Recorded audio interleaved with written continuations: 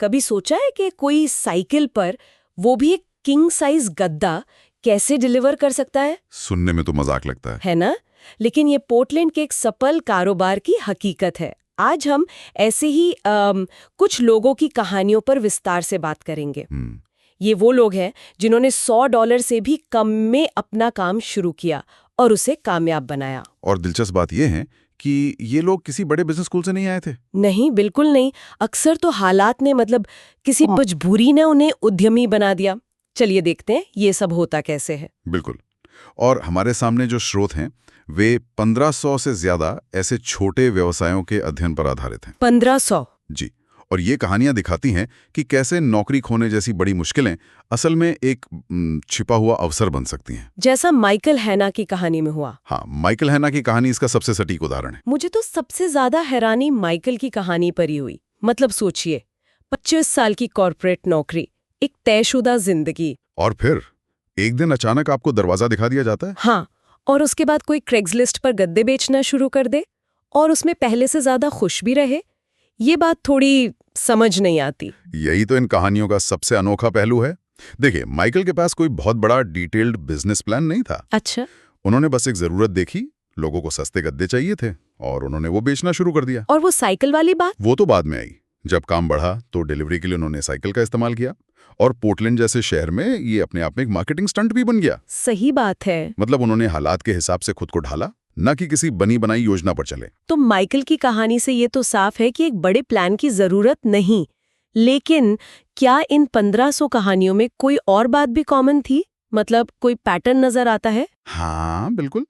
अध्ययन में 3 मुख्य पैटर्न सामने आते हैं। जी। पहला है कन्वर्जेंस। कन्वर्जेंस मतलब संगम। बिल्कुल, संगम। ये कोई मुश्किल कॉन्सेप्ट नहीं है। इसका सीधा मतलब है आपके हुनर या जुनून और उस चीज का मेल जिसके लिए लोग पैसे देने को तैयार हों।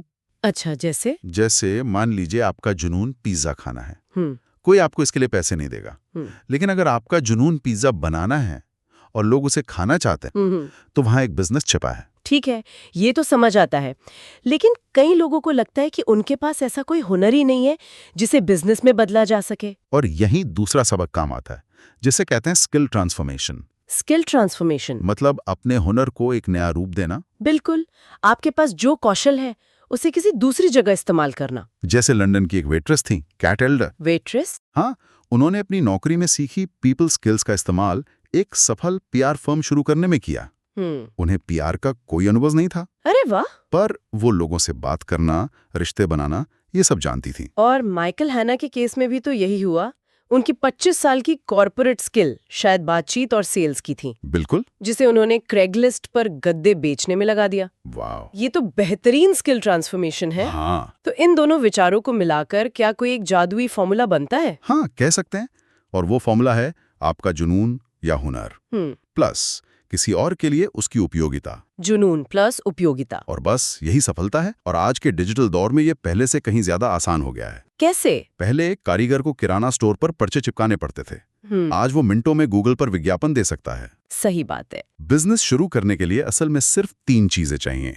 एक उत्पाद या सेवा, उसके लिए पैसे देने वाले लोग और उनसे पैसे लेने का एक तरीका। बाकी सब वैकल्पिक हैं। मैं तो यही सोच रही हूँ कि मेरे पास ऐसा कौन सा हुनर है जिसके लिए लोग पैसे देंगे? शायद घंटों तक जानकारी खंगालना, पता नहीं इसका बिजनेस कैसे बनेगा। पर इसका मतलब तो ये हुआ कि आजादी और एक सार्थक जीवन जीने का रास्ता शायद हमारे अंदर ही छिपा है। बिल्कुल, बस उसे पहचानने की देर है। इन सभी कहानियों में एक बात समान है, वो है पहला कदम उठाने का फैसला। इन लोगों ने किसी की इजाजत का इंतजार नहीं किया, उन्होंने बस शुरुआत कर दी। लेकिन यहां एक विचार करने वाला सवाल जरूर उठता है, क्या इस तरह के बड़े बदलाव और रचनात्मकता के लिए नौकरी खोने जैसी किसी बड़ी मुसीबत का आना जरूरी है, या इसे आराम और स्थिरता के दौर में भी हासिल किया जा सकता है? आज की जो चर्चा है वो है किसी हुनर या जुनून को एक छोटे बिजनेस में बदलने पर। और हमारे पास जो स्रोत हैं वो एक बहुत पुरानी कहावत को चुनौती देते हैं, किसी को मछली दो तो वो एक दिन खाएगा, मछली पकड़ना सिखाओ तो वो जीवन भर खाएगा। सुनने में तो ये बहुत अच्छा लगता है, लेकिन सोर्सेस कहते हैं कि बिजनेस में ये सोच अक्सर फेल हो जाती है। ये बात कुछ समझ नहीं आई। हाँ, ये सुनने में थोड़ा अजीब जरूर लगता है, पर इसकी वजह बहुत दिलचस्प है। देखिए, स्रोत कहते हैं कि ज्यादातर ग्राहक असल में मछली पकड़ना सीखना ही नहीं चाहते। आप ही सोचिए, जब आप किसी बढ़िया रेस्टोरेंट में जाते हैं तो क्या आप शेफ सी रेसिपी सीखने जाते हैं? नहीं, बिल्कुल नहीं। मैं तो बस अच्छा खाना खाने जाता हूँ। मैं चाहता हूँ कि कोई मेरे लिए मछली पकड़े, उसे शानदार तरीके से पकाए और मतलब मेरे सामने परोस दे। बिल्कुल। अच्छा, तो इसका मतलब ये हुआ कि कई नए बिजनेस ओनर्स यही गलती कर बैठते हैं। वो ग्राहक को किचन में खींचने की कोशिश करते हैं। आपने सही पकड़ा। वो ग्राहक को सिखाने लगते हैं, जबकि ग्राहक को सिर्फ नतीजा चाहिए। उन्हें तो वो पकी हुई स्वादिष्ट मछली चाहिए, यानी अंतिम प्रोडक्ट या सर्विस। हाँ। और यहीं पर ये जानना जरूरी हो जाता है कि व्यवसाय असल में बेच क्या रहे हैं। तो फिर वो क्या बेच रहे हैं? अगर हुनर नहीं बेच रहे तो? वो एक भावना, एक अनुभव बेच रहे हैं। जैसे कैलिफोर्निया के V6 रैंच का उदाहरण है। हाँ। पहली नजर में लगता है कि वो घुड़सवारी बेच रहे हैं, हाँ। लेकिन सोर्स कहता है कि वो असल में आजादी बेच रहे हैं। वो एक ऐसा अनुभव बेच रहे हैं जहां मेहमान कुछ घंटों के लिए, मतलब अपनी रोजमर्रा की जिंदगी भूलकर, एक काउबॉय बन सकते हैं। अरे वाह! तो ये सिर्फ घुड़सवारी के बारे में नहीं है। ये उस एहसास के बारे में है जो घुड़सवारी से मिलता है। तो एक हो गई चीज यानी फीचर, और दूसरा हो गया उस चीज से मिलने वाला फायदा, यानी बेनिफिट। ये तो बहुत बड़ा फर्क है। बिल्कुल। और ग्राहक उसी भावनात्मक फायदे के लिए पैसे देते हैं, सिर्फ उस गतिविधि के लिए नहीं। केली न्यूज़म और उनके हायर ग्राउंड योगा की कहानी भी यही दिखाती है। वो एक बड़ी लॉ फर्म में वकील थीं, अच्छी खासी तनख्वाह थी, लेकिन उन्होंने वो सब छोड़कर योगा सिखाना शुरू किया। तो वो सिर्फ योगा के आसन नहीं बेच रही है ना? नहीं, बिल्कुल नहीं। वो असल में बिजी फीमेल एग्जीक्यूटिव्स को एक तरह का सुकून बेच रही हैं, एक शांत जगह जहां वो अपने तनाव भरे दिन के लिए खुद को तैयार कर सकें। केली ने ये महसूस किया कि लोगों को अच्छा महसूस कराने में जो संतुष्टि है, वही एक सफल करियर है। असल में मूल्य या वैल्यू का सीधा मतलब है लोगों की मदद करना। ठीक है, ये भावना बेचने वाली बात मुझे समझ आ गई। लेकिन एक नया बिजनेस ओनर असल में ये पता कैसे लगाएगा कि ग्राहक की असली भावना या जरूरत क्या है? क्या सोर्स इसके लिए कुछ प्रैक्टिकल तरीके बताते हैं? हाँ, बिल्कुल। सोर्स 3 मुख्य रणनीतियों की बात करता है। पहली है गहराई से पड़ताल करें। इसका एक बहुत बढ़िया उदाहरण शादी के फोटोग्राफर का है। आजकल जोड़े कहते हैं कि उन्हें पुराने जमाने वाले वो पारंपरिक पोज नहीं चाहिए। हाँ, ये तो मैंने भी सुना है। लेकिन एक अनुभवी फोटोग्राफर जानता है कि कुछ सालों बाद न सिर्फ उन्हें बल्कि उनके परिवार को भी वही पारंपरिक तस्वीरें अच्छी लगेंगी। तो वो चुपके से कुछ वैसी तस्वीरें भी ले लेता है। मतलब ग्राहक जो कह रहा है उसके पीछे की अनकही जरूरत को समझना दिलचस्प है। और दूसरा तरीका क्या है? दूसरा है ग्राहक को हीरो बनाएं। एक एक्सेल ट्रेनिंग देने वाले बिजनेस का उदाहरण है। वो ये नहीं बेचते कि हम आपको स्प्रेडशीट सिखाएंगे। वो बेचते हैं हम आपको ऑफिस का वो हीरो बनाएंगे जो चुटकियों में डेटा से जादू कर देता है। वो स्किल से मिलने वाली पहचान और तारीफ को बेच रहे हैं। वाह, मतलब स्किल नहीं बल्कि उस स्किल से मिलने वाला स्टेटस बेचो। ये तो कमाल का नजरिया है। और तीसरा है वही बेचें जो लोग सच में खरीदते हैं। लेखक ने ये अपनी गलती से सीखा था। उनका पहला प्रोडक्ट था ट्रैवल निंजा, जो बहुत ज्यादा जानकारी से भरा था, वो चला नहीं। लेकिन उनका अगला प्रोडक्ट ट्रैवल हैकिंग कार्टल, जिसका एक ही मकसद था सस्ती फ्लाइट टिकट कैसे पाएं, वो जबरदस्त हिट हुआ। अच्छा। क्योंकि लोग एयरलाइन इंडस्ट्री की पेचीदगियां समझना नहीं चाहते, वो बस सस्ती टिकटें चाहते हैं। मतलब लोगों को वो दो जो उन्हें चाहिए, ना कि वो जो हमें लगता है कि उन्हें चाहिए। सीधी और सरल बात। हाँ, और अगर हम इसे बड़ी तस्वीर से जोड़ें तो बात बहुत आसान है। इंसान मूल रूप से कुछ चीजें ज्यादा चाहता है, प्यार, पैसा, समाज में स्वीकृति, और कुछ चीजें कम चाहता है, तनाव, परेशानियां, अनिश्चितता। एक सफल व्यवसाय इन्हीं में से किसी एक गहरी जरूरत को पूरा करता है। वो या तो जिंदगी में कुछ अच्छा जोड़ता है या कुछ बुरा घटाता है। तो इस पूरी बातचीत का निचोड़ ये है कि सफलता का रास्ता ये समझने में है कि लोग असल में क्या चाहते हैं, और फिर बस उन्हें वो चीज देने का एक तरीका खोजना है। हाँ, ये दूसरों की मदद करने के बारे में है। जब ध्यान इस पर होता है तो बाकी सब कुछ अपने आप ठीक हो जाता है। फ्रेडरिक एंगेल्स ने एक बात कही थी जिसका मतलब है बहुत सारी थ्योरी से बेहतर है एक छोटा सा काम कर लेना। तो आज की चर्चा के बाद सोचने वाली बात यह है, आज ऐसा कौन सा एक छोटा सा कदम उठाया जा सकता है जो सिर्फ सोचने के बजाय सच में किसी की मदद करने की शुरुआत करे? चलिए आज उस मशहूर सलाह की थोड़ी चीर फाड़ करते हैं जो हम सब ने सुनी है। वो करो जो तुम्हें पसंद है और तुम्हें जीवन में एक भी दिन काम नहीं करना पड़ेगा। सुनने में कितना अच्छा लगता है ना? बहुत अच्छा लगता है, पर क्या ये इतना आसान है? हमारे पास जो स्रोत हैं वो कहते हैं कि जुनून मतलब पैशन एक शानदार शुरुआत तो है, पर सिर्फ इसके भरोसे गाड़ी नहीं चलती। हाँ, मतलब सिर्फ जोश से काम नहीं बनता। बिल्कुल, जैसा रैल्फ वॉल्डो इमर्सन ने कहा था, जुनून एक शक्तिशाली प्रेरणा तो है, पर एक खराब नियंत्रक भी। वो आपको राह भटका सकता है। बिल्कुल, और इसी भटकाओं से बचने के लिए चलिए कुछ कहानियों को देखते हैं। गैरी लेफ का उदाहरण लेते हैं। उन्हें दुनिया घूमने का जुनून है। हाँ, अंतर्राष्ट्रीय यात्रा का। पर कोई उन्हें सिर्फ घूमने के पैसे क्या देगा? यही तो दिलचस्प बात है। उन्हें घूमने के पैसे नहीं मिलते, उन्हें लोगों की एक बहुत ही खास समस्या को सुलझाने के पैसे मिलते हैं। अच्छा, वो क्या? देखिए, लोगों के पास लाखों फ्रीक्वेंट फ्लायर माइल्स पड़े रहते हैं, पर उन्हें समझ नहीं आता कि उनका इस्तेमाल कैसे करें, खास तौर पर बिजनेस क्लास की महंगी टिकट बुक करने के लिए। और गैरी का हुनर यही काम आता है। वो इन जटिल सिस्टम को समझते हैं। बिल्कुल, वो $200 की फीस लेकर ऐसी यात्राएं बुक करते हैं जिनकी कीमत $5,000 से भी ज्यादा हो सकती है। और वो पार्ट टाइम काम करके साल के $75,000 से ज्यादा कमाते हैं। वाह! तो मतलब आपको आपके शौक के लिए पैसे नहीं मिलते, बल्कि उस शौक से जुड़ी दूसरों की मदद करने के लिए मिलते हैं। सही पकड़ा। बेनी लुइस का भी यही मामला है, फ्लुएंट इन 3 months वाले। हाँ, मैंने सुना उनके बारे में। वो 8 भाषाएं जानते हैं, ये उनका जुनून है। पर उन्हें पैसे भाषाएं जानने के लिए नहीं मिलते, उन्हें पैसे मिलते हैं दूसरों को अपनी खास विधि से भाषा सिखाने के लिए। तो यहाँ भी वही पैटर्न है, जुनून उनका, पर कमाई दूसरों की समस्या सुलझाने से। बिल्कुल। और एक और बात बहुत जरूरी है कि आपका जुनून सही दर्शकों से जुड़े। आप मिग्नॉन फोगाटी की बात कर रही हैं, है ना? हाँ, उन्होंने पहले एक साइंस पॉडकास्ट शुरू किया था जिसके लिए वो जुनूनी थी, पर वो चला नहीं।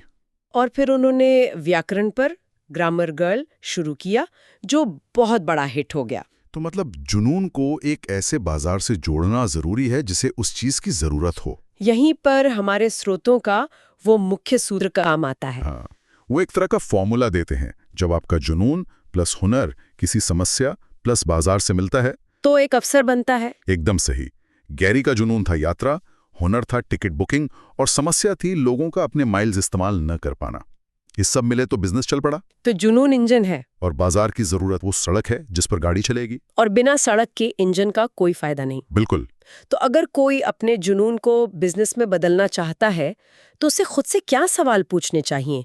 कोई चेकलिस्ट है? हाँ, स्रोतों में एक रियलिटी चेकलिस्ट दी गई है। 2 सबसे जरूरी सवाल हैं। काम को हफ्ते में 20 घंटे से ज्यादा खुशी खुशी कर सकते हैं बिना थके?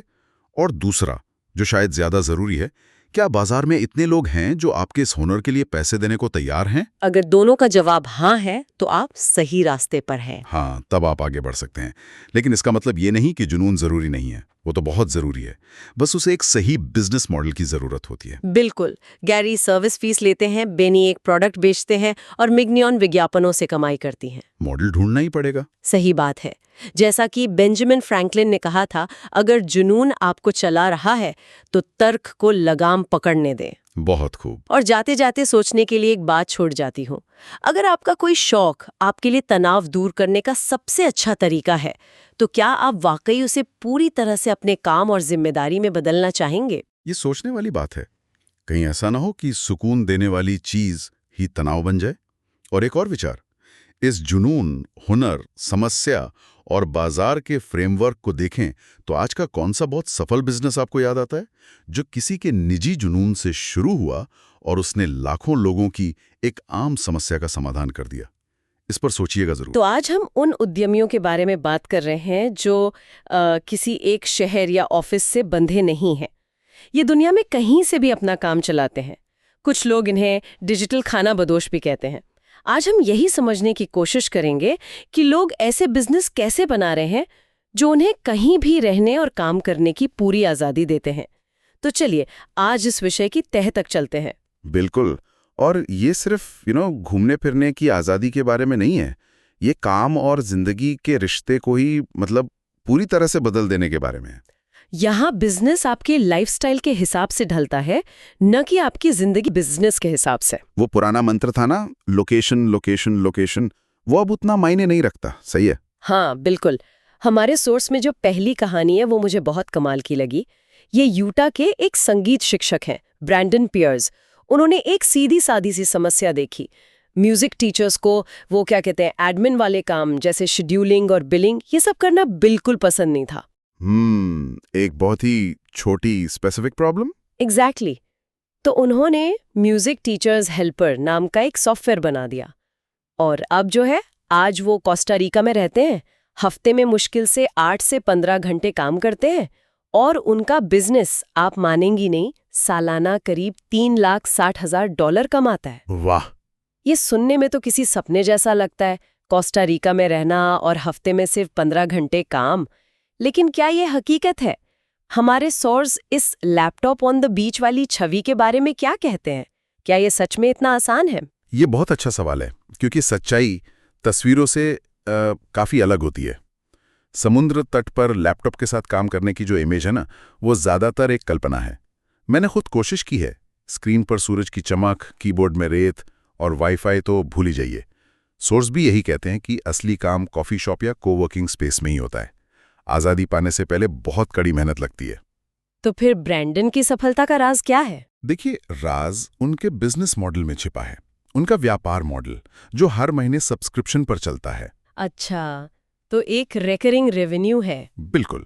और वही उन्हें एक स्थिर और भरोसेमंद आय देता है। यही वो सुरक्षा है जो उन्हें दुनिया में कहीं भी बैठकर काम करने का आत्मविश्वास देती है, बिना अगले क्लाइंट की चिंता किए। ठीक है, तो ब्रैंडन ने एक डिजिटल प्रोडक्ट बनाया, मतलब द टेक रूट लिया। लेकिन अगर किसी को कोडिंग नहीं आती, क्या ये रास्ता उनके लिए बंद है? सोस कहते हैं बिल्कुल नहीं। और यहीं काइल हेप की कहानी सामने आती है। वो एक एक्सीडेंटल फोटोग्राफर हैं। उनके पति की नौकरी चली गई और फिर एक गंभीर एक्सीडेंट हो गया। और इन मुश्किलों के बाद उन्होंने अपने शौक को ही बिजनेस बना लिया। हाँ, ये एक आम गलतफहमी है कि ऐसी आज़ादी सिर्फ सॉफ्टवेयर बनाने वालों को मिलती है। लेकिन काइल हेप की कहानी बताती है कि कोई भी ऐसा हुनर जिसे आप अपने साथ कहीं भी ले जा सकते हैं, चाहे वो कैमरा हो या कंसल्टिंग, वो आपका टिकट हो सकता है।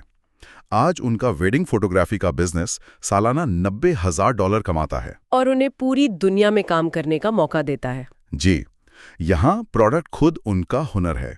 तो हमने टेक देख लिया है, एक स्किल बेस्ड सर्विस देख ली। सोर्स में एक तीसरा रास्ता भी है जो इन दोनों के बीच का है, इंफॉर्मेशन यानी जानकारी को ही प्रोडक्ट बनाना। इसका उदाहरण है ब्रेट केली। उन्होंने देखा कि एवरनोट सॉफ्टवेयर का कोई अच्छा यूजर मैनुअल नहीं है, तो उन्होंने खुद एक बना दिया और उसे ई बुक की तरह बेचा। और नतीजा तो मतलब चौंकाने वाला था। सिर्फ 11 दिनों में $10,000 की कमाई। एक मिनट, सिर्फ 11 दिनों में $10,000? ये थोड़ा अविश्वसनीय लगता है। क्या सोर्स ये बताते हैं कि सफलता के पीछे कितनी तैयारी थी, या पहले से कोई ऑडियंस थी, या ये सिर्फ किस्मत थी? नहीं, ये एक बहुत जरूरी सवाल है और सोर्स साफ करते हैं कि ये किस्मत नहीं थी। ब्रेट केली ने एक बहुत ही स्पेसिफिक जरूरत को पकड़ा। हजारों लोग एक पॉपुलर टूल का इस्तेमाल तो कर रहे थे, लेकिन उसे ठीक से चलाना नहीं जानते थे। उन्होंने बस उस जानकारी को इकट्ठा किया, उसे व्यवस्थित किया और एक आसान फॉर्मेट में पेश कर दिया। उन्होंने सिर्फ एक प्रोडक्ट नहीं बेचा, उन्होंने एक समस्या का समाधान बेचा। सफलता के पीछे यही मेहनत और समझ थी। तो इन सब का निचोड़ क्या है? ऐसा लगता है कि किसी एक जगह से बंधे बिना काम करने के कई रास्ते हैं। चाहे आप सॉफ्टवेयर बनाएं, अपनी कोई सर्विस दें, या फिर जानकारी को ही एक प्रोडक्ट बना दें। हाँ, मुख्य बात यह है कि आप अपने हुनर और बाजार की जरूरत के बीच एक ऐसा तालमेल खोजें जिसे दूर से पूरा किया जा सके। बिल्कुल, और यहीं पर आकर असली सवाल उठता है। इन सोर्स के मुताबिक इस लाइफस्टाइल की सबसे अच्छी बात संभावना है, द पॉसिबिलिटी। ये जानना कि कोई चाहे तो थाईलैंड जाके काम कर सकता है, इसका मतलब ये नहीं कि उसे जाना ही पड़ेगा। असल आज़ादी विकल्प होने में है ना। तो असली सवाल ये नहीं है कि दुनिया घूमने के लिए बिजनेस कैसे बनाएं, बल्कि ये है कि अगर भौगोलिक सीमाएं कोई बाधा न हो तो कोई सच में कैसी जिंदगी और कैसा काम बनाना चाहेगा। तो आज हम इस पे विस्तार से चर्चा कर रहे हैं कि अपने ग्राहकों को कैसे समझें। और हमारे पास एक किताब है, द न्यू डेमोग्राफिक्स, और वो कहती है कि शायद हम सब इसे मतलब गलत तरीके से कर रहे हैं। उम्र, लिंग, आमदनी, ये पैमाने अब पुराने हो गए हैं। बिल्कुल। और यही इस किताब की सबसे दिलचस्प बात है। लेखक कहते हैं कि लोगों को जोड़ने वाली असली चीज अब ये बाहरी लेबल नहीं है, बल्कि उनकी मान्यताएं हैं, उनका जुनून, उनके मूल्य। ये सोचने के तरीके में आप कह सकते हैं एक बहुत बड़ा बदलाव है। ये सुनने में तो बहुत अच्छा लगता है, पर इसका असल में मतलब क्या है? जैसे अगर मैं कुछ बेच रहा हूं तो मैं इसे इस्तेमाल कैसे करूं? किताब में एक काइनेटिक कॉफी नाम की कंपनी का बड़ा ही सटीक उदाहरण दिया गया है। वे अपनी कॉफी जैसे 18 से 35 साल के लोगों को बेचने की कोशिश नहीं करते। अच्छा, तो फिर किसे? उनका टारगेट है साइकिल चलाने वाले, स्की करने वाले, मतलब जिन्हें भी बाहर घूमना फिरना और एडवेंचर पसंद है। अच्छा, तो उनका फोकस उम्र पे नहीं बल्कि एक लाइफस्टाइल और एक जुनून पर है। हाँ, और ये काम इसलिए करता है क्योंकि जब कोई ब्रांड आपके जुनून का हिस्सा बन जाता है तो वो सिर्फ एक प्रोडक्ट नहीं रहता, वो आपकी पहचान का हिस्सा बन जाता है। आप सिर्फ कॉफी नहीं पी रहे, आप उस आउटडोर एडवेंचर वाली कम्युनिटी का हिस्सा बन रहे हैं। ये एक बहुत गहरा कनेक्शन है। बिल्कुल। मशहूर बैंड ग्रेटफुल डेड के प्रशंसकों के साथ भी यही था। उनके कॉन्सर्ट में आपको हर उम्र के लोग मिलते थे, हर तबके के, लेकिन उन सबको एक ही जुनून जोड़ता था, उनका संगीत। ये काइनेटिक कॉफी वाला उदाहरण तो कमाल का है, लेकिन मेरे मन में एक सवाल आ रहा है। ऐसे जुनून वाले लोगों को आखिर ढूंढा कैसे जाए, और ये कैसे पता करें कि उन्हें असल में चाहिए क्या? इसका जवाब वैसे काफी सीधा है। किताब कहती है, उनसे सीधे पूछो। सीधे पूछो? हाँ, लेकिन सही सवाल पूछना जरूरी है। जैसे ये नहीं कि आपको क्या चाहिए, बल्कि ये कि इस विषय में आपकी सबसे बड़ी चुनौती क्या है, या आपकी मदद के लिए सबसे जरूरी एक चीज में क्या कर सकती हूँ। लेकिन क्या लोग हमेशा सच बताते हैं? कभी-कभी तो लोगों को खुद ही नहीं पता होता कि उनकी असली समस्या क्या है। आपका सवाल बहुत अच्छा है, और इसीलिए सिर्फ पूछना काफी नहीं है। कभी-कभी आपको ये भी सोचना पड़ता है कि आप कहीं गलत लोगों से तो नहीं पूछ रहे। किताब में क्रिस मरे नाम की एक कंसल्टेंट की बड़े दिलचस्प कहानी है। बताइए, क्या हुआ उनके साथ? तो क्रिस छोटे-छोटे डे केयर सेंटरों के साथ काम करती थी, लेकिन वो ज्यादा कमा नहीं पा रही थी और मतलब थक चुकी थी। ओके। फिर उन्होंने सोचा, मैं शायद गलत बाजार में हूँ, और उन्होंने अपना पूरा ध्यान बड़े कई ब्रांच वाले डे केयर सेंटरों पर लगाया। अच्छा, तो छोटे सेंटरों से हटकर बड़े सेंटरों पर। हाँ, और नतीजा, उनकी कमाई रातों रात बढ़कर महीने में $20,000 से ज्यादा हो गई। प्रोडक्ट वही था, बस ग्राहक बदल गए थे। वाह! तो उन्होंने सिर्फ ये बदला कि उनका ग्राहक कौन है। तो मान लीजिए आपने अपने सही ग्राहक ढूंढ लिए, जैसे क्रिस ने किए, पर अक्सर उनके लिए हमारे पास एक नहीं 10 आइडियाज होते हैं। तब कैसे चुने कि किस पर काम करें? इसके लिए किताब में एक बहुत प्रैक्टिकल टूल है, डिसीजन मेकिंग मैट्रिक्स।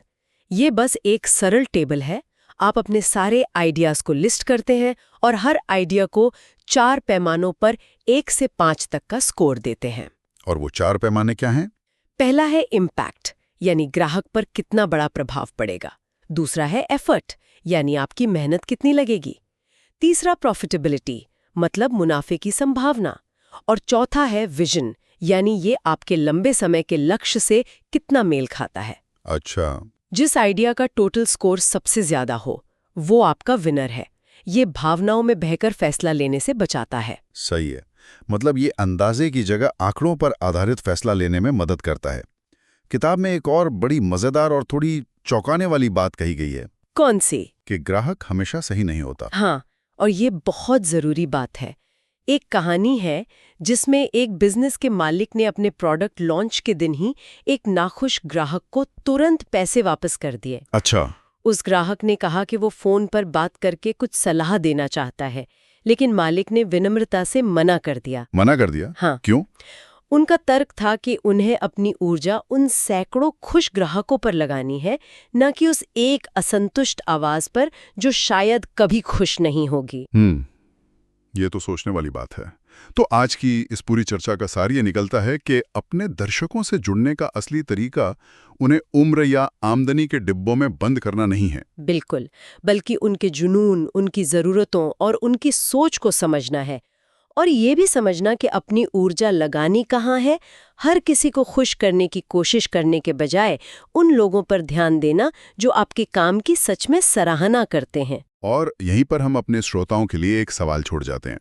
जब आप कुछ बना रहे हों या कोई सेवा दे रहे हों, तो क्या सफलता का राज हर किसी तक पहुंचने में है, या फिर अपनी पूरी ऊर्जा सही लोगों के एक छोटे समूह पर केंद्रित करने में? आज हमारे पास एक ऐसा आइडिया है जो शायद बिजनेस की दुनिया के कई नियमों को तोड़ता है। अच्छा। हाँ, वो ये कि एक बेहतरीन बिजनेस शुरू करने के लिए आपको कोई 100 पन्नों के बिजनेस प्लान की नहीं, बल्कि सिर्फ एक कदम उठाने की जरूरत है। हाँ। हमारे पास जो नोट्स है वो 1 पेज बिजनेस प्लान के कॉन्सेप्ट पर आधारित है। और इसकी शुरुआत भी एक बहुत ही मजेदार कहानी से होती है। बताइए। जेन एड्रियन और उमर नूरी 2 डिजाइनर थे जो अपनी नौकरी से खुश नहीं थे। ओके। उन्हें घूमने के लिए एक अच्छा सा नक्शा चाहिए था, पर मिला नहीं। तो उन्होंने सोचा क्यों ना खुद ही बना ले। सुनने में तो ये एक आम कहानी लगती है, बिल्कुल। लेकिन मजेदार मोड़ यहाँ आता है। जब वो इसे प्रिंट करवाने गए तो प्रिंटर ने कहा कि कम से कम 50 नक्शे छापने पड़ेंगे। हाँ, और जिसका खर्च था $500। $500? उन्हें तो सिर्फ एक चाहिए था। ये तो बड़ा अजीब सा सौदा था। बिल्कुल, लेकिन यही मजबूरी उनके लिए एक मौका बन गई। हाँ, एक मौका बंदी। उन्होंने सोचा ठीक है, एक हम रख लेंगे, बाकी 49 को एक सिंपल सी वेबसाइट बनाकर बेच देते हैं, शायद लागत निकल आए। और मुझे लगता है कि वो धीरे धीरे बिक गए होंगे, शायद कुछ हफ्तों में। सिर्फ 10 मिनट में। क्या? हाँ, सारे के सारे बिक गए। 10 मिनट में? क्या बात है। तो इसका मतलब उन्होंने कोई महीनों की प्लानिंग नहीं की, कोई मार्केट रिसर्च नहीं, कुछ नहीं। कुछ भी नहीं, बस एक जरूरत थी और उन्होंने उस पर काम किया। और हमारे सोर्स में इसी को एक्शन बायस कहा गया है। एक्शन बायस यानी सोचने से ज्यादा करने पर जोर देना। हाँ, लेकिन यहाँ एक बहुत गहरा सबक है। ये सिर्फ कुछ भी करो वाली बात नहीं है। देखिए, एक लंबा चौड़ा बिजनेस प्लान हमें प्रोग्रेस का एक झूठा एहसास देता है। लगता है हम काम कर रहे हैं। हाँ, पर वो सब थियरी है, जबकि उनकी वो एक बिक्री भले ही छोटी थी, वो असली दुनिया का डेटा था। सही बात है। इस बात का पक्का सबूत कि उनकी बनाई चीज की किसी को सच में जरूरत है। एग्जैक्टली। पहली कमाई ही सबसे बड़ी मार्केट रिसर्च होती है। लेकिन एक सवाल उठता है, क्या इस एक्शन बायस में खतरा नहीं है? मतलब बिना सोचे समझे किसी गलत आइडिया पर काम शुरू कर दिया तो? बहुत अच्छा सवाल है, और यहीं पर 1 पेज बिजनेस प्लान का आइडिया काम आता है। ओके। इसका मतलब बिना प्लानिंग के काम नहीं है, बल्कि सिर्फ जरूरी प्लानिंग करना है। ये आपको फालतू की बातों से निकालकर सीधे मुद्दे पर लाता है। तो क्या क्या होता है इसमें? बस एक पन्ने पे लिखो, आप क्या बेच रहे हैं, खरीदेगा कौन, पैसे कैसे मिलेंगे, और सबसे जरूरी, आप दूसरों से अलग कैसे हैं। ये आपको भटकने से बचाता है। तो ये एक तरह का सेफ्टी नेट है जो आपको तेजी से एक्शन लेने की आजादी भी देता है, और शायद इसीलिए कम लागत पर जोर दिया गया है। $500 कोई बहुत बड़ी रकम तो नहीं थी। एकदम सही कहा। अगर आइडिया फेल भी हो जाता तो उन्हें ज्यादा नुकसान नहीं होता। बिल्कुल, कम लागत और पहली बिक्री, ये एक ही सिक्के के 2 पहलू हैं। मकसद है बिजनेस शुरू करने की फाइनेंशियल और साइकोलॉजिकल दोनों रुकावटों को कम करना। साइकोलॉजिकल वो कैसे? हमारे नोट्स में निक नाम के एक फोटोग्राफर का जिक्र है। वो अपनी वेबसाइट लॉन्च करने से महीनों तक डरता रहा, पर जिस दिन उसने साइट लाइव की और $50 का अपना पहला प्रिंट बेचा, उसे यकीन हो गया होगा। हाँ, वो उसके लिए पैसों से कहीं ज्यादा एक मनोवैज्ञानिक जीत थी। उसे यकीन हो गया कि कोई उसके काम की कीमत देने को तैयार है। और इसी से जुड़ा है वो 140 कैरेक्टर वाला मिशन स्टेटमेंट का आइडिया है ना, कि अपने पूरे बिजनेस को एक ट्वीट में समझा दो। हाँ, क्योंकि ये आपको भारी भरकम कॉर्पोरेट भाषा से बचाकर सीधे फायदे पर फोकस करवाता है। जैसे ये कहना कि मैं कुत्तों को घुमाता हूँ एक बात है, लेकिन ये कहना कि मैं व्यस्त मालिकों को उनके कुत्तों की चिंता से मुक्त करता हूँ, ये बिल्कुल दूसरी बात है। दूसरा वाला सीधा ग्राहक के इमोशन और जरूरत से जुड़ता है। बिल्कुल। जैन और उमर का मिशन स्टेटमेंट शायद होता, हम खूबसूरती से डिजाइन किए गए नक्शे बनाते हैं ताकि आप भटके नहीं, शहर को एक्सप्लोर करें। कमाल है। तो आज की इस पूरी बातचीत का सार यही निकलता है। पहला, एक्शन लेना लंबी चौड़ी प्लानिंग से ज्यादा जरूरी है, क्योंकि वो आपको असली डेटा देता है, सिर्फ थ्योरी नहीं। सही बात है। और दूसरा, पहली बिक्री चाहे वो ₹1 की ही क्यों ना हो, वो सिर्फ पैसा नहीं है, वो आपके आइडिया का सबसे बड़ा सबूत और मोटिवेशन है। हाँ, और तीसरा, अपने पूरे विजन को एक पेज के प्लान और एक लाइन के मिशन में समेटना। आपको साफ रास्ता दिखाता है और बेकार की चीजों से बचाता है। एकदम। ये सब सोचने के बाद एक दिलचस्प सवाल मन में आता है। अगर किसी को अभी इसी वक्त अपना कोई आइडिया शुरू करना हो तो वो सबसे पहला और सबसे छोटा कदम क्या हो सकता है जिसे अगले 10 मिनट में उठाया जा सके? चलिए आज एक बड़े मजेदार सवाल पर बात करते हैं। एक ऐसा ऑफर कैसे बनाया जाए जिसे कोई मना ही ना कर पाए। हम सबके सामने ऐसे ऑफर आते हैं जो हमें तुरंत खींच लेते हैं। हाँ, जबकि बाकियों पर हम शायद ध्यान भी नहीं देते। बिल्कुल। तो आज हम इसी के पीछे की साइकोलॉजी को समझने की कोशिश करेंगे। हमारे पास एक किताब का अध्याय है जो इसी पर बात करता है। और इसकी शुरुआत होती है अलास्का के स्कॉट मैकम्यूरन की एक कमाल की कहानी से।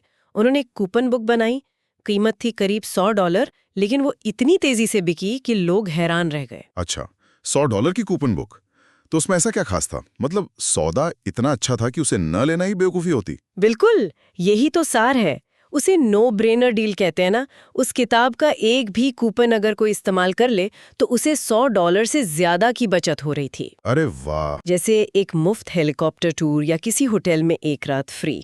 तो उनका संदेश बिल्कुल साफ था, एक बार इस्तेमाल करें और पैसे वसूल करें। बाकी जो 100 से ज्यादा डील्स हैं वो तो आपके लिए बोनस है। ये तो सही समय पर सही चीज देने वाली बात हो गई। किताब में एक मैराथन धावक का बड़ा दिलचस्प उदाहरण है। हाँ, वो 18वें मील वाला। हाँ, जब वो बिल्कुल थक चुका था तो उसे संतरे का एक टुकड़ा दिया गया। उसने फौरन ले लिया। बिल्कुल, लेकिन 2 मील आगे जब उसे डोनट ऑफर किया गया तो उसने साफ मना कर दिया। संतरे का टुकड़ा उस पल के लिए एक जबरदस्त ऑफर था क्योंकि वो उसकी जरूरत थी, डोनट नहीं था। तो एक आकर्षक ऑफर क्या है? सही दर्शक, सही वादा और सही समय का एक सटीक मेल। और इसमें एक और बड़ी गहरी बात है कि लोग जो कहते हैं कि वे चाहते हैं और वे असल में जो चाहते हैं उसमें अक्सर फर्क होता है। सही बात है। जैसे वो हवाई जहाज वाला उदाहरण। लोग सर्वे में कहेंगे कि उन्हें ज्यादा लेगरूम चाहिए, लेकिन जब टिकट बुक करने की बारी आती है तो वो सबसे सस्ती फ्लाइट ही चुनते हैं। ये तो बहुत दिलचस्प है। इसका मतलब है कि ग्राहक अक्सर खुद को भी ठीक से नहीं जानते हैं। वो सोचते हैं कि उन्हें आराम चाहिए, पर जब पैसे देने की बारी आती है तो उनका व्यवहार बताता है कि असल में उन्हें बचत चाहिए। सही कहा। तो अगर हमने ये समझ लिया कि लोगों की असली जरूरत क्या है, तो अगला कदम क्या होगा? उसे एक आकर्षक पैकेज में कैसे बदला जाए? किताब में इसके लिए कुछ रणनीतियां बताई गई होंगी। हाँ, इसमें नज यानी एक हल्का सा धक्का देने की तकनीक बताई गई है। एक योगा स्टूडियो का उदाहरण है। उन्होंने सितंबर में एक ऑफर निकाला, साल के अंत तक अनलिमिटेड क्लास सिर्फ $180 में। अच्छा, ये सामान्य कीमत से 62% कम था। अरे वाह, ये तो मनोविज्ञान का बेहतरीन इस्तेमाल है। सिर्फ डिस्काउंट नहीं, बल्कि मौका छूट न जाए वाला डर भी पैदा किया। एकदम सही। इसमें 2 बातें थीं। एक, जो जितनी जल्दी साइन अप करेगा उसे उतने ही ज्यादा दिन क्लास मिलेगी, तो तुरंत एक्शन लेने का फायदा था। और दूसरा, उन्होंने कहा कि ये ऑफर कभी भी वापस लिया जा सकता है। तो एक तरह की अर्जेंसी बना दी। हाँ, जिससे ग्राहकों पर तुरंत फैसला लेने का एक दबाव बना। और ग्राहकों के मन में जो शंकाएं होती हैं, जो डर होते हैं, उनका क्या? उसके लिए किताब FAQ यानी अक्सर पूछे जाने वाले सवालों का इस्तेमाल करने की सलाह देती है। लेकिन इसका मकसद सिर्फ सवालों के जवाब देना नहीं है। तो फिर क्या है? इसका असली मकसद है ग्राहकों की आपत्तियों को पहले ही दूर कर देना। लेकिन क्या FAQ लिखकर आपत्तियों को दूर करना थोड़ा बनावटी नहीं लगता? क्या ग्राहक ये नहीं सोचेगा कि कंपनी बस अपनी तारीफ कर रही है? देखिए, ये एक बहुत वाजिब सवाल है, लेकिन चालाकी इसी में है कि आप उन सवालों को चुनें जो ग्राहक सच में सोच रहा है पर शायद पूछने में हिचकिचा रहा है। जैसे, मैं आप पर भरोसा कैसे करूं? या क्या ये सच में काम करता है? जब आप इन मुश्किल सवालों का ईमानदारी से जवाब देते हैं तो आप असल में विश्वास बना रहे होते हैं। समझ गया। और फिर वो मूल्य वाली बात, परसेप्शन ऑफ वैल्यू। किताब में वो ताले वाले की कहानी भी है। एक व्यक्ति की चाबियां गाड़ी में ही छूट गईं। हाँ, और ताला बनाने वाले ने आकर 10 सेकंड में दरवाजा खोल दिया और $50 मांगे। और उस आदमी को ये रकम बहुत ज्यादा लगी। बिल्कुल। उसे अजीब तरह से ये महसूस हुआ कि काश ताला खोलने वाले को थोड़ी मेहनत करनी पड़ती या थोड़ा ज्यादा समय लगता तो उसे लगता कि उसके पैसे वसूल हुए। यानी ग्राहक सिर्फ परिणाम के लिए पैसे नहीं दे रहे होते, वे प्रक्रिया और प्रयास को भी देखते हैं, भले ये तार्किक न लगे। सही बात है। तो अंत में एक जबरदस्त गारंटी और उम्मीद से ज्यादा देना भी बहुत मायने रखता है। बहुत ज्यादा। एक अच्छी साफ सुथरी गारंटी ग्राहक के सारे डर को कम कर देती है। और जब कोई आपका उत्पाद खरीदता है तो उसे उसकी उम्मीद से कुछ ज्यादा दें, जैसे एक हाथ से लिखा हुआ थैंक यू कार्ड। हाँ, ये छोटी छोटी चीजें बहुत असर करती हैं। बिल्कुल, ये उन्हें अपने फैसले पर अच्छा महसूस कराती हैं। तो कुल मिलाकर एक ऐसा ऑफर जिसे ठुकराया न जा सके, उसके लिए सही दर्शक, सही समय, उनकी अनकही जरूरतों को समझना, थोड़ा मनोवैज्ञानिक नज देना और फिर विश्वास बनाकर उम्मीद से ज्यादा देना जरूरी है। हाँ, और इसे सुनने वालों के लिए एक सवाल छोड़ जाते हैं। अगर उन्हें अपने काम से जुड़ा कोई ऐसा ही ऑफर बनाना हो तो वे ग्राहकों की कौन सी एक सबसे बड़ी छुपी हुई आपत्ति या डर को पहले से ही दूर करने की कोशिश करेंगे? कभी सोचा है, हॉलीवुड की कोई बड़ी फिल्म आने वाली होती है तो महीनों पहले से ही माहौल बनना शुरू हो जाता है। मतलब टीजर, ट्रेलर, खबरें, और जब तक फिल्म रिलीज होती है हम सब पूरी तरह से तैयार होते हैं उसे देखने के लिए। आज हम इसी रणनीति पर गहराई से बात करने वाले हैं, लेकिन हॉलीवुड के लिए नहीं, बल्कि छोटे कारोबारों और हमारे जैसे लोगों के प्रोजेक्ट्स के लिए। हमारे पास जो स्रोत हैं वो बताते हैं कि कैसे एक सफल लॉन्च सिर्फ एक घोषणा नहीं बल्कि एक पूरा इवेंट होता है। तो चलिए इसे समझने की कोशिश करते हैं। एक कमाल का उदाहरण है स्रोतों में कैरल गाजडा और एडम बेकर का। उन्होंने कई डिजिटल प्रोडक्ट्स लिए और उन्हें मिलाकर एक फायर सेल जैसा कुछ बनाया। सोचिए, लगभग $1000 से ज्यादा की चीज उन्होंने सिर्फ $97 में दी, लेकिन एक शर्त थी, सिर्फ 72 घंटों के लिए। हाँ, और नतीजा 3 दिनों में $1,85,000 से ज्यादा की बिक्री। ये सिर्फ किस्मत तो नहीं हो सकती है ना? बिल्कुल नहीं। और यही तो इन स्रोतों की सबसे दिलचस्प बात है। सफलता का राज वो हॉलीवुड मॉडल में ही छिपा है। अच्छा, हाँ, ये एक कहानी कहने जैसा है जिसे आप समय के साथ बनाते हैं। ये कोई एक धमाका नहीं है, ये तो मतलब कई संदेशों की एक पूरी श्रृंखला है। यानी एक पूरी फिल्म की तरह। हाँ, पहले टीजर, फिर ट्रेलर और फिर जाकर ग्रैंड रिलीज। एकदम सही कहा। स्रोत इसे एक क्रम में समझाते हैं। सबसे पहले आप बस एक इशारा देते हैं कि देखो कुछ आने वाला है, जिससे लोगों में थोड़ी उत्सुकता जगे। बिल्कुल। फिर आप समझाते हैं कि ये चीज उनके लिए क्यों जरूरी है, मतलब इससे उनकी क्या मदद होगी। उसके बाद आप लॉन्च की योजना बताते हैं और आखिर में जाकर कहते हैं ठीक है, अब ये उपलब्ध है। शायद इसीलिए स्रोतों में दिया गया वो ग्राफ दिखाता है कि सबसे ज्यादा बिक्री पहले दिन और आखिरी दिन होती है। हाँ, क्योंकि लोग इंतजार कर रहे होते हैं और फिर वो आखिरी मौका गंवाना नहीं चाहते। वो क्लोजिंग बहुत जरूरी है। लेकिन यहाँ एक बात मुझे थोड़ी तो ठीक लगी, उन्होंने 72 घंटे के बाद और पैकेज बेचने से साफ मना कर दिया। हाँ, जबकि लोग खरीदने को तैयार थे। ये तो पैसे को ना कहने जैसा हुआ। मतलब कोई ऐसा क्यों करेगा? पहली नजर में ये पागलपन लगता है, पर ये एक बहुत ही शानदार रणनीति थी। ऐसा करके उन्होंने भविष्य के लिए एक जबरदस्त भरोसा कायम किया। भरोसा कैसे? लोगों को ये साफ हो गया कि जब ये कहते हैं कि ऑफर खत्म हो रहा है तो वो सच में खत्म हो रहा है। ये ईमानदारी आगे चलकर बहुत फायदा देती है। भरोसे की बात चली है तो स्रोतों में एक और बात है जो सुनने में थोड़ी उल्टी लगती है। हाँ। वो कहते हैं कि कभी-कभी अपने प्रोडक्ट की कमियां बताने से भी फायदा होता है ना अजीब? हाँ, लेकिन ये काम करता है। कैसे? स्रोत 2012 के एक राजनीतिक विज्ञापन का उदाहरण देते हैं। उसमें एक समर्थक कहता है, मैं ओबामा की हर बात से सहमत नहीं हूं, लेकिन मैं उनका सम्मान करता हूं और उन पर भरोसा करता हूं। जब आप अपनी छोटी मोटी कमियां सामने से मान लेते ना, तो आपकी बाकी बातें ज्यादा सच्ची लगती हैं। इससे लोगों का आप पर यकीन बढ़ जाता है। वाह, तो मतलब एक अच्छा लॉन्च सिर्फ बिक्री के आंकड़ों का खेल नहीं है। बिल्कुल नहीं। आखिर में असली जीत तब है जब वो लोग भी आपके काम की तारीफ करें जिन्होंने आपसे कुछ खरीदा ही नहीं। यानी आपने सिर्फ ग्राहक नहीं बनाए बल्कि एक रिश्ता बनाया है। सही कहा। तो अगर हम इसे समेटें तो एक सफल पेशकश का मतलब है पहले से माहौल बनाना, एक अच्छी कहानी कहना और लोगों को तुरंत एक्शन लेने की एक ठोस वजह देना। बिल्कुल, किसी भी रिलीज को एक यादगार इवेंट में बदलना। और ये हमें एक बहुत जरूरी सवाल पर लाकर छोड़ता है। बताइए। ये सारे स्रोत नए प्रोडक्ट्स लॉन्च करने पर जोर देते हैं, लेकिन क्या होगा अगर हम इसी लॉन्च वाली सोच को, जिसमें माहौल बनाना, कहानी कहना और एक समय सीमा तय करना शामिल है, उसे अपनी जिंदगी के दूसरे पहलुओं पर लागू करें, जैसे कोई पर्सनल प्रोजेक्ट शुरू करना हो, करियर में कोई बड़ा बदलाव करना हो या कोई नई आदत डालनी हो। तो नतीजों पर क्या फर्क पड़ सकता है? सोचने वाली बात है। आज हम एक बहुत ही आम उलझन पर बात करने वाले हैं। अपने काम का प्रचार कैसे करें, वो भी बिना दिखावा किए। हमारे सोर्स में इसे हसलिंग कहा गया है, पर यह शब्द सुनते ही अक्सर एक नेगेटिव तस्वीर दिमाग में आती है। तो सवाल यह है कि असली और असरदार हसलिंग आखिर है क्या? बिल्कुल सही सवाल है। और हमारा सोर्स इस उलझन को समझने के लिए मतलब 3 तरह के लोगों का एक ढांचा देता है। अच्छा। हाँ, पहला है शार्लटन, जो सिर्फ बातें बनाता है, काम कुछ नहीं। दूसरा है मार्टर, जो बेहतरीन काम तो करता है पर किसी को बताता नहीं। और वो गुमनामी में रह जाता है। और तीसरा मेरे ख्याल से हमारा हीरो है हसलर। एकदम सही। हसलर वो है जो बेहतरीन काम करने और उसे दुनिया के साथ सही ढंग से साझा करने के बीच एक संतुलन बना लेता है। आज की हमारी बातचीत इसी संतुलन को खोजने के बारे में है। तो ये 3 श्रेणियां तो समझ आ गईं, लेकिन कोई मार्टर से हसलर बने कैसे? मतलब सोर्स में इसका कोई रास्ता बताया गया है? हाँ, और यह रास्ता काफी दिलचस्प है। एलिजाबेथ मैक्रीलिश का उदाहरण है, जिन्होंने स्क्वालम आर्ट वर्कशॉप शुरू की। अच्छा। उन्होंने कोई विज्ञापन नहीं किया, फिर भी उनकी वर्कशॉप इतनी मशहूर हो गई कि सीटें हमेशा भरी रहती थी, सिर्फ वर्ड ऑफ माउथ से। ये तो सुनने में मार्टर जैसा ही लग रहा है कि काम इतना अच्छा करो कि वो खुद बोले। इसमें हसलिम कहाँ है? यहाँ एक बहुत बारीक फर्क है। जी।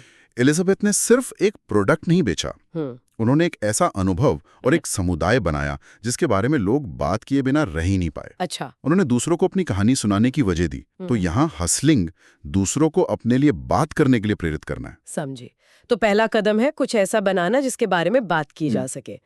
लेकिन अगर किसी के पास ऐसा समुदाय बनाने का मौका ना हो तो कोई और तरीका है? बिल्कुल है। दूसरा तरीका है स्ट्रेटेजिक गिविंग, मतलब सोच समझ कर देना। Strategic giving. हाँ, इसका एक शानदार उदाहरण है आर्किटेक्ट जॉन मोरफील्ड।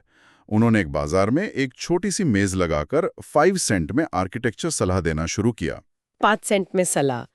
पर क्या इसमें ये खतरा नहीं कि लोग इसका फायदा उठाएं या इसे गंभीरता से ना लें? ये चिंता हो सकती है, लेकिन हुआ इसका ठीक उल्टा। उनका मकसद सिर्फ लोगों की मदद करना था, बदले में कुछ पाने की उम्मीद नहीं थी। और इसी छोटे से काम की वजह से उन्हें CNN और BBC जैसे बड़े मीडिया आउटलेट्स ने कवर किया, मुफ्त में। वाह! ये दिखाता है कि जब आप बिना उम्मीद के देते हैं तो एक रिश्ता बनता है जो किसी भी विज्ञापन से ज्यादा शक्तिशाली होता है। तो एक तरफ है बेहतरीन अनुभव बनाना, दूसरी तरफ है बिना शर्त मदद करना। सोर्स में लेखक ने खुद भी तो कुछ प्रयोग किया था, है ना? हाँ, और उसके नतीजे वो हैरान करने वाले थे। उन्होंने $10,000 विज्ञापनों पर खर्च किए। $10,000? और दूसरी तरफ सिर्फ 10 घंटे लोगों से रिश्ते बनाने और संपर्क साधने में लगाए। और नतीजा क्या रहा? 10 घंटे की असली हसलिंग ने उन्हें $10,000 के विज्ञापनों से ज्यादा ग्राहक और मुनाफा दिया। अच्छा। हाँ, ये सोर्स की उस लाइन को सच साबित करता है कि मार्केटिंग सेक्स की तरह है, सिर्फ हारने वाले ही इसके लिए पैसे देते हैं। वाओ, ये तो काफी तीखी बात है। मतलब तो ये हुआ कि असली कनेक्शन पैसे से नहीं बल्कि मेहनत और सही नियत से बनता है। बिल्कुल। तो अगर कोई आज ही शुरुआत कर रहा है तो उसके लिए सबसे जरूरी सलाह क्या होगी? सोर्स एक बहुत ही सरल नियम देता है, 50-50। 50-50। अपना 50% समय कुछ बेहतरीन बनाने में लगाएं और बाकी 50% समय उसे लोगों तक पहुंचाने में, उनसे जुड़ने में।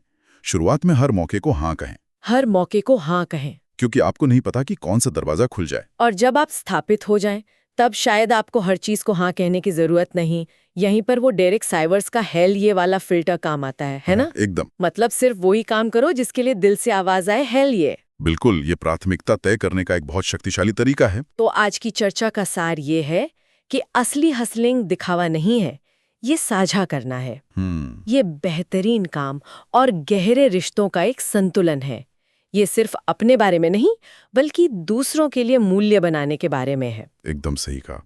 और जाते जाते सुनने वालों के लिए एक सवाल छोड़ जाते हैं। हाँ, जरूर। सोर्स हमें सिखाता है कि शुरुआत में हर मौके को हाँ कहना चाहिए और बाद में हेल ये का फिल्टर इस्तेमाल करना चाहिए।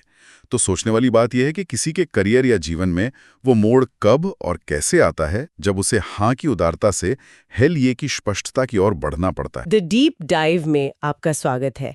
आज हम एक बहुत आम सवाल पर बात करेंगे जो हर उस इंसान के दिमाग में आता है जो अपना कोई काम शुरू करना चाहता है। आइडिया तो बहुत अच्छा है, पर पैसे कहाँ से आएंगे? बिल्कुल यही। तो आज हम कुछ ऐसी कहानियों और रणनीतियों पर बात करेंगे जो इस सोच को पूरी तरह पलट देती हैं। हाँ, और आज की बातचीत का सार एक बहुत बड़े मानसिक बदलाव में छिपा है ना? ज्यादातर लोग सोचते हैं बिजनेस के लिए पैसा कहाँ से आएगा, जबकि जो सफल उद्यमी हैं वो सोचते हैं पैसा कैसे कमाया जाएगा। ये सुनने में बहुत छोटा सा फर्क लगता है, पर असल में यही कामयाबी और नाकामी के बीच की शायद सबसे बड़ी दीवार हो सकती है। तो चलिए इसी सोच को समझने के लिए नाओमी डनफोर्ड की कहानी से शुरू करते हैं। उनकी कहानी तो मतलब किसी फिल्म जैसी है। हाँ, बहुत मुश्किलों भरी शुरुआत थी उनकी। बहुत कम उम्र में माँ बनना, हाई स्कूल की पढ़ाई छोड़ देना, और एक समय तो ऐसा भी आया जब उन्हें बेघर लोगों के आश्रम में रहना पड़ा। और इन सब मुश्किलों के बावजूद उन्होंने इटीबिज नाम की एक कंसल्टिंग कंपनी शुरू की। और उनका बिजनेस मॉडल बहुत ही सीधा साधा था, कोई बड़ा तामझाम नहीं। हाँ, वो बस 1 घंटे के लिए लोगों को उनके मार्केटिंग आइडियाज पर फीडबैक देती थी और उसकी फीस थी $250। $250? एक बार तो जो कहानी है, उन्होंने एक लेखक को सिर्फ 2 मिनट की सलाह दी। सिर्फ 2 मिनट? हाँ, और उस छोटी सी सलाह से उस लेखक ने अगले साल $15,000 ज्यादा कमाए। वाह! 2 मिनट के $250। यहीं से हमें पहला और सबसे बड़ा सबक मिलता है। नौमी कहती हैं कि बिजनेस कोई लोकप्रियता की प्रतियोगिता नहीं है। नहीं है? इसका असली मकसद सिर्फ एक है, मुनाफा कमाना। ये बात आज के सोशल मीडिया के दौर में तो और भी जरूरी हो जाती है। लोग अक्सर फेसबुक लाइक्स या इंस्टाग्राम फॉलोअर्स में उलझ जाते हैं। सही बात है। लेकिन जैसा नौमी कहती हैं, आपके शेयर धारकों को इससे कोई फर्क नहीं पड़ता कि आपके कितने लाइक्स हैं। और एक छोटे बिजनेस में तो सबसे बड़े शेयरधारक आप खुद होते हैं। बिल्कुल। इसलिए हर फैसला, हर एक रुपया खर्च करने से पहले ये सोचना जरूरी है कि इससे मुनाफा बढ़ेगा या नहीं। ये बहुत सोचने वाली बात है। मतलब बिजनेस की कामयाबी का पैमाना उसके फेसबुक लाइक्स नहीं, बल्कि बैंक अकाउंट में कितना पैसा आ रहा है, वो है।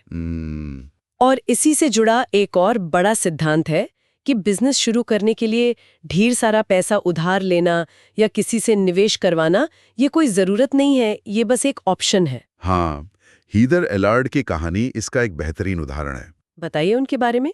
हीदर का जो पहला बिजनेस था वो बच्चों के कंबल बनाने का था और वो काफी सफल भी रहा, लेकिन उसमें खर्च बहुत ज्यादा था। अच्छा। तो जब उन्होंने अपना दूसरा बिजनेस द मोगल मॉम शुरू किया तो उन्होंने एक नियम बनाया। उन्होंने तय किया कि वो सिर्फ उन चीजों पर पैसा खर्च करेंगी जिनसे सीधे तौर पर बिक्री बढ़े। मतलब जैसे कि एक अच्छी वेबसाइट डिजाइन करवाना। हाँ, या एक नया कंप्यूटर लेना जिससे काम तेजी से हो सके। लेकिन वो फैंसी ऑफिस या महंगे बिजनेस कार्ड्स, इन सब पर कोई खर्च नहीं। बिल्कुल नहीं। और ये एक बहुत बड़ा फर्क है। इसे निवेश और खर्च के बीच का अंतर कह सकते हैं। हीदर ने एक साफ लकीर खींच दी थी। कैसे? ऐसा खर्च जो आपको $100 लगाकर $200 कमा कर दे, वो एक अच्छा निवेश है। लेकिन ऐसा खर्च जिसका नतीजा मालूम ना हो, जैसे टीवी पर बड़े बड़े विज्ञापन चलाना, वो तो शुरुआती दौर में एक बड़ा खतरा हो सकता है। बहुत बड़ा। तो सबक साफ है, हर खर्च को सीधे बिक्री से जोड़कर देखिए। मतलब अगर कोई चीज सीधे ग्राहक तक पहुंचने या प्रोडक्ट को बेहतर बनाने में मदद नहीं कर रही, तो शुरुआत में वो सिर्फ एक खर्च है, निवेश नहीं। सही। और ये सिर्फ 1-2 लोगों की कहानियां नहीं है। एक रिसर्च हुई थी जिसमें 1500 से ज्यादा उद्यमियों से बात की गई थी। 1500 काफी बड़ा सैंपल साइज है। हाँ, और जो पता चला वो तो और भी हैरान करने वाला है। उनमें से 36% लोगों ने अपना बिजनेस $100 से भी कम में शुरू किया था। $100 मतलब आज के हिसाब से मुश्किल से 8-9 हज़ार रुपए। बस। हाँ, जैसी डेनवर की शैली विट्री, उन्होंने सिर्फ $28 में फूड टूर गाइड का बिजनेस शुरू किया था और आज $60,000 कमा रही हैं। $28 में? या तारा जेंटाइल, जिन्होंने $80 में एक छोटा पब्लिशिंग बिजनेस शुरू किया और एक साल में $75,000 कमा लिए। इन सभी बिजनेस की जो औसत शुरुआती लागत थी वो सिर्फ $610 थी। ये आंकड़े इस बात को पक्का करते हैं कि छोटा शुरू करना ही समझदारी है। हाँ, इससे आप बिना बड़ी रकम दांव पे लगाई चीजें आजमा सकते हैं, गलतियां कर सकते हैं, उनसे सीख सकते हैं। ज्यादातर सफल बिजनेस इसी ट्रायल एंड एरर यानी कोशिश करके सीखने के रास्ते से ही आगे बढ़ते हैं। ठीक है, तो ये मान लिया कि छोटा शुरू करना है और मुनाफे पे ध्यान देना है, लेकिन कभी-कभी तो थोड़े पैसों की जरूरत पड़ी जाती है ना? हाँ, ऐसा होता है। तब क्या किया जाए? यहाँ कुछ लोगों ने बहुत ही अनोखे तरीके अपनाए। शैनन ओके की कहानी बहुत दिलचस्प है। अच्छा। उनका क्राफ्ट पब्लिशिंग का बिजनेस था और उन्हें एक छोटे से लोन की जरूरत थी।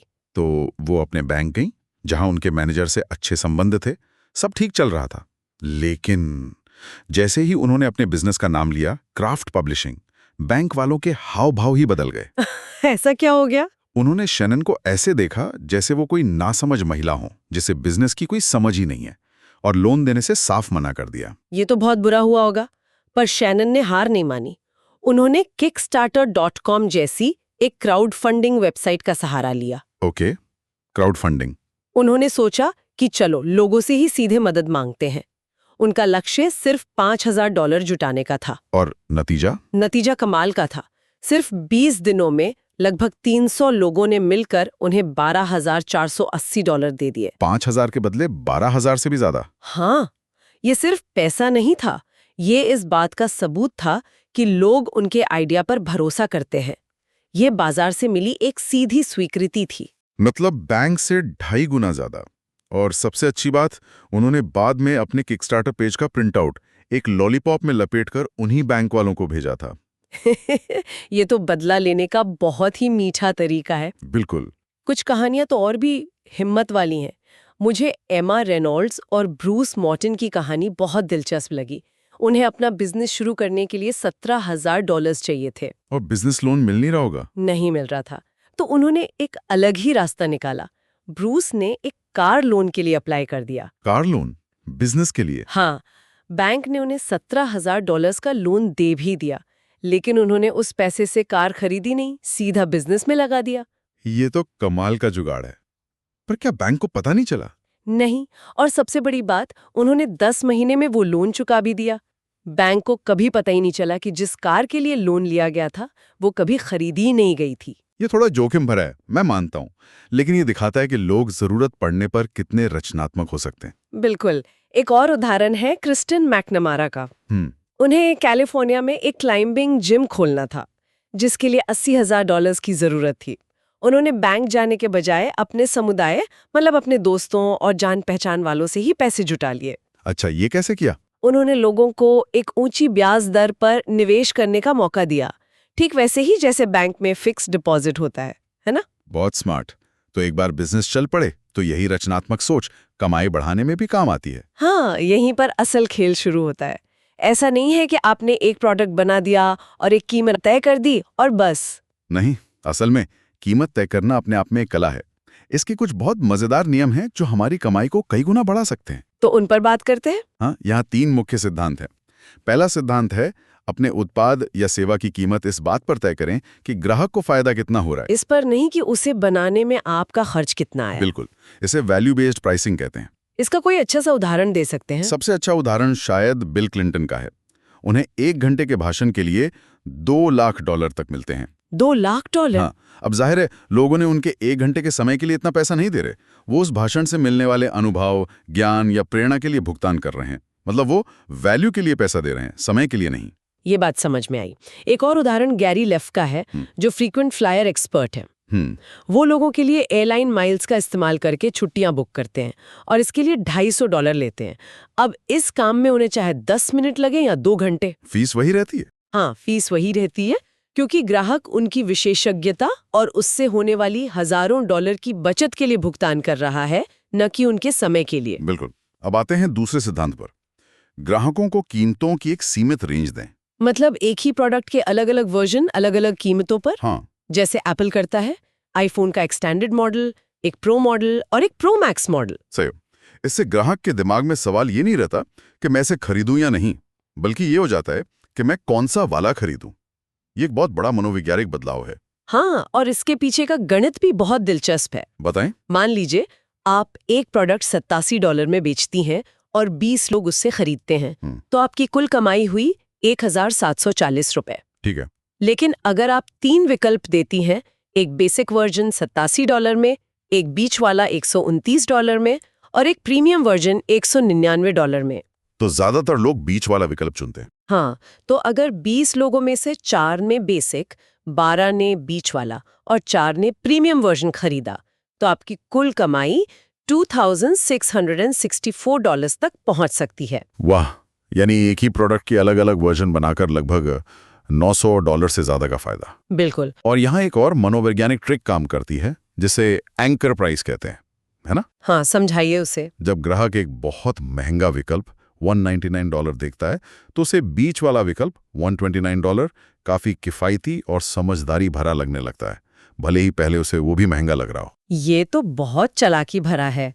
और तीसरा सिद्धांत क्या है? तीसरा सिद्धांत है एक ही चीज के लिए बार बार भुगतान पाएं, यानी सब्सक्रिप्शन मॉडल। जैसे नेटफ्लिक्स, अखबार या फिर कोई मंथली बॉक्स सर्विस? हाँ, ये मॉडल आपको एक स्थिर और भरोसेमंद आमदनी का स्रोत देता है। आपको हर महीने नए ग्राहक खोजने की चिंता नहीं रहती। और इसके आंकड़े भी बहुत आकर्षक हैं। अगर आपके 100 सब्सक्राइबर हैं जो हर महीने $20 देते हैं, तो ये साल के $24,000 हो गए। और अगर 1000 सब्सक्राइबर हो गए तो ये रकम $2,40,000 तक पहुंच जाती है। हाँ, एक विशेषज्ञ है ब्रायन क्लार्क, वो इसे बहुत अच्छे से समझाते हैं। वो कहते हैं ये मार्केट शेयर के बारे में नहीं है, ये ग्राहक के शेयर के बारे में है। ये बहुत गहरी बात है।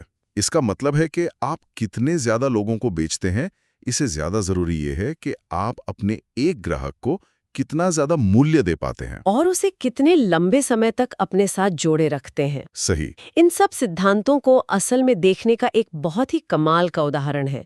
एक गुमनाम उद्यमी ने एक प्रयोग किया था। अच्छा। वो एक ऑनलाइन प्रोडक्ट $49 में बेच रहे थे। उन्होंने सिर्फ एक चीज बदली, कीमत। उन्होंने एक दूसरा वेब पेज बनाया और उसी प्रोडक्ट को $89 में बेचना शुरू कर दिया। तो उन्होंने सिर्फ कीमत लगभग दोगुनी कर दी और कुछ नहीं बदला। कुछ भी नहीं। अब अंदाजा लगाइए नतीजा क्या हुआ होगा। ज्यादातर लोग सोचेंगे कि बिक्री बहुत कम हो गई होगी। हाँ, बिक्री थोड़ी कम हुई। जो कन्वर्जन रेट पहले 2% था, वो घटकर 1.5% हो गया। लेकिन यहां से कहानी दिलचस्प होती है। ओके, मैं इंतजार कर रहा हूँ। $49 की कीमत पर हर 1000 वेबसाइट विजिटर पर 20 लोग सामान खरीदते थे, जिससे $980 की कमाई होती थी। ठीक है। लेकिन $89 की कीमत पर हर 1000 विजिटर पर सिर्फ 15 लोग सामान खरीदते थे, लेकिन कमाई होती थी $1335। क्या बात है, मतलब बिक्री कम हुई लेकिन कमाई बढ़ गई। बिल्कुल। बिक्री कम होने के बावजूद हर 1000 लोगों पर $355 ज्यादा का मुनाफा हो रहा था। ये तो बहुत बड़ा अंतर है। हाँ, उस उद्यमी ने हिसाब लगाया कि सिर्फ इस एक बदलाव से वो साल में $35,000 यानी लगभग 30 लाख रुपए ज्यादा कमा लेंगे। ये दिखाता है कि कीमत के साथ प्रयोग करना कितना फायदेमंद हो सकता है। ये एक बहुत बड़ा सबक है। हम अक्सर ये मानकर चलते हैं कि कम कीमत का मतलब ज्यादा बिक्री और ज्यादा मुनाफा होता है, लेकिन ये प्रयोग दिखाता है कि ज्यादा कीमत पर कम बिक्री भी कहीं ज्यादा मुनाफा दे सकती है, क्योंकि आपका प्रॉफिट मार्जिन बढ़ जाता है। बिल्कुल। तो आज की पूरी बातचीत को एक साथ जोड़ने के लिए अंत में वापस नोमी डनफोर्ड की कहानी पर लौटते हैं। हाँ। एक बार ऑस्टिन टेक्सास में उनका पेपैल अकाउंट किसी वजह से फ्रीज हो गया और उन्हें एक कॉन्फ्रेंस में जाने के लिए तुरंत $900 की जरूरत थी। और उनके पास बिल्कुल भी नकद नहीं थे। मतलब फिर से एक मुश्किल खड़ी हो गई। हाँ। लेकिन उन्होंने हार नहीं मानी। उन्होंने सोचा कि मेरे पास पैसों की पूंजी भले ही ना हो, पर मेरे पास सामाजिक पूंजी तो है। मेरे दोस्त, मेरे संपर्क। हाँ, उन्होंने अपने आसपास के लोगों से मदद मांगी और आप यकीन नहीं करेंगे, सिर्फ 2 मिनट के अंदर 3 लोग अपना क्रेडिट कार्ड देने के लिए तैयार हो गए। ये कहानी पूरी चर्चा का सार है ना। हम अक्सर सोचते हैं कि हमारे पास संसाधनों की कमी है, खासकर पैसे की। हाँ, हमेशा यही लगता है। लेकिन सच तो ये है कि हमारे पास जितना हम सोचते हैं उससे कहीं ज्यादा संसाधन होते हैं, चाहे वो हमारी जानकारी हो, हमारे दोस्त हों या हमारे सामाजिक संपर्क। सफलता इस बात पर निर्भर करती है कि हम इन सभी संसाधनों को पहचानने और उनका रचनात्मक तरीके से इस्तेमाल करने के लिए कितने तैयार हैं। तो आज की बातचीत को अगर समेटें तो एक बड़ी तस्वीर उभर कर आती है। सबसे पहले तो ये कि बिजनेस को एक लोकप्रियता की रेस समझने की भूल न करें। इसका असली मकसद पैसा कमाना है। बिल्कुल। दूसरी बात, शुरुआत करने के लिए बड़े कर्ज के बोझ तले दबना जरूरी नहीं है। छोटा शुरू करना ज्यादा समझदारी है। और सबसे दिलचस्प, कमाई बढ़ाने के तरीके, जैसे वैल्यू के हिसाब से कीमत तय करना और बार बार पेमेंट पाना। हाँ, ये आपकी सोच से कहीं ज्यादा असरदार हो सकते हैं। और आखिर में, आपके पास हमेशा आपकी सोच से ज्यादा संसाधन होते हैं। और आज हम आपको इसी विचार के साथ छोड़ जाते हैं। सोचिए, चाहे वो पैसा हो, मदद हो या कोई हुनर, आपके पास शायद आपकी सोच से ज्यादा है। आप अपनी जरूरत की चीजों को खोजने के लिए रचनात्मक कैसे हो सकते हैं? सब कहते हैं कि एक नया बिजनेस शुरू करना वो पहाड़ चढ़ने जैसा है। लेकिन क्या हो अगर बिजनेस को आगे बढ़ाना, मतलब उसे स्केल करना, उतना मुश्किल ना हो जितना हम सोचते हैं? आज हम इसी पर बात करने वाले हैं। हमारे हाथ एक किताब का अध्याय लगा है जो कहता है कि बिजनेस की कमाई को दोगुना या तिगुना करने के लिए किसी जादुई फॉर्मूले की ज़रूरत नहीं है, बल्कि कुछ छोटे-छोटे स्मार्ट बदलावों की ज़रूरत है जिन्हें हम ट्वीक्स कह सकते हैं। तो चलिए आज इन्हीं आसान लेकिन असरदार तरीकों को समझते हैं। अच्छा, शुरुआत में एक कहानी है जो इस आइडिया को बिल्कुल साफ कर देती है। नेव लैपकुड नाम के एक स्की इंस्ट्रक्टर थे। उनकी नौकरी चली गई तो उन्होंने स्नोबोर्ड एडिक्शन नाम से एक ऑनलाइन बिजनेस शुरू किया। पहले साल उन्होंने करीब $30,000 कमाए, जो ठीक ठाक था।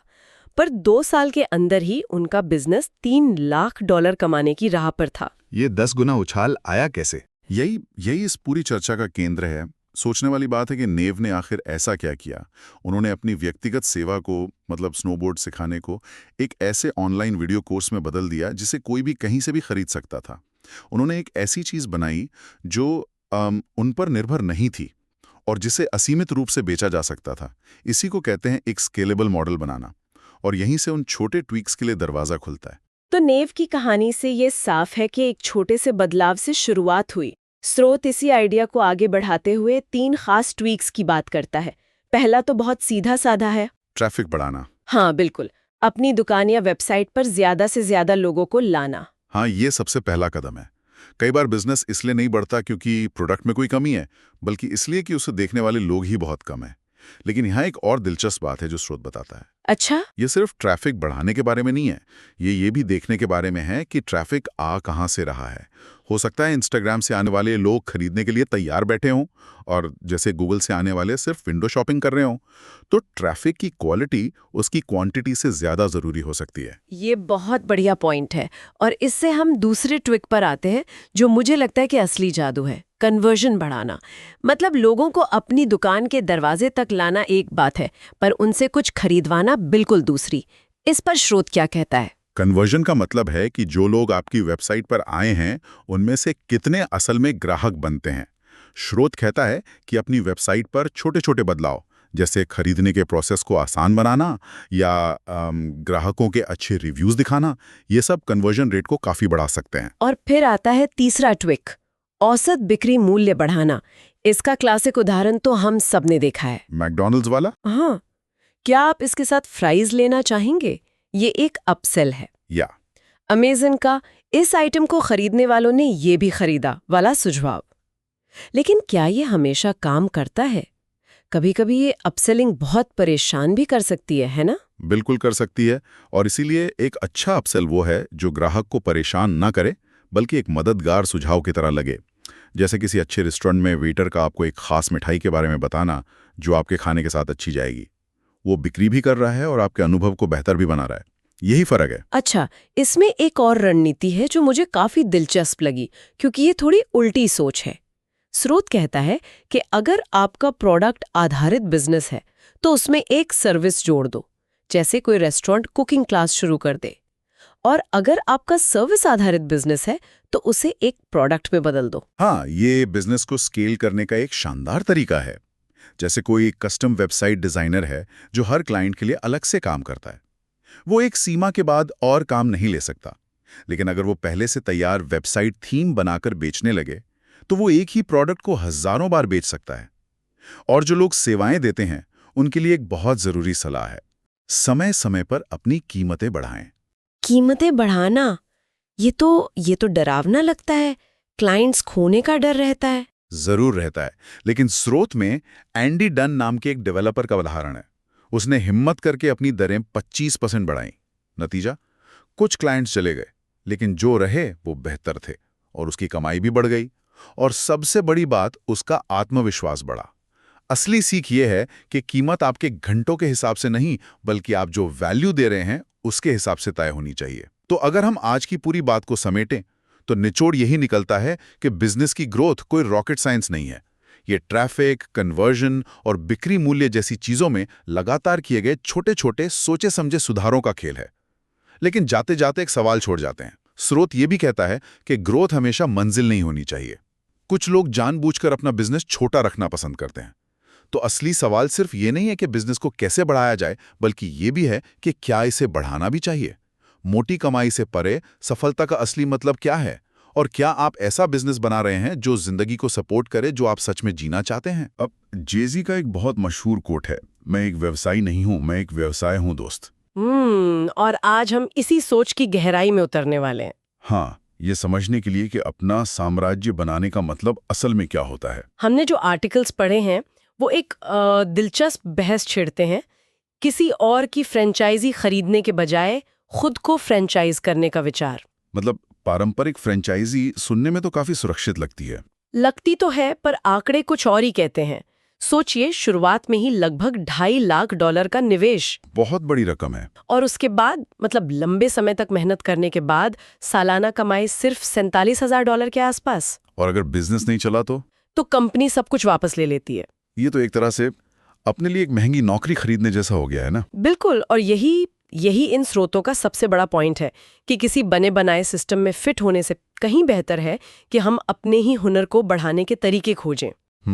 बात सिर्फ ज्यादा घंटे काम करने की नहीं है, बल्कि अपने काम को स्मार्ट तरीके से फैलाने की है। इसी से जुड़ी एक कमाल की कहानी मिली हमें, नथाली लूसियर की। हाँ, उनकी कहानी तो बहुत ही दिलचस्प है। उन्होंने अपने एक सफल बिजनेस रॉ फूड्स विच को लगभग 80% ऑटो पायलट पर डाल दिया, ताकि वो कुछ और शुरू कर सकें। हाँ, ये सुनने में थोड़ा अजीब लगता है। बिल्कुल, और उनकी कहानी इस बात का एक बेहतरीन उदाहरण है कि किसी भी बिजनेस मालिक के पास आगे बढ़ने के 2 मुख्य रास्ते होते हैं। अच्छा। पहला, आप एक ही संदेश के साथ ज्यादा लोगों तक पहुंचे, या दूसरा, जैसा नथाली ने किया, एक नए संदेश के साथ एक बिल्कुल अलग समूह तक पहुंचे। मतलब उन्होंने अपने टेक्नोलॉजी के जुनून को अपने दूसरे बिजनेस में इस्तेमाल किया। हाँ, एक टेक कंसल्टिंग फर्म में। ठीक है, तो ये जो पहला विकल्प है, एक ही संदेश को ज्यादा लोगों तक पहुंचाना, इसके लिए क्या कोई खास तरीका बताया गया है? हाँ, इसके लिए एक हब एंड स्पोक मॉडल का जिक्र है।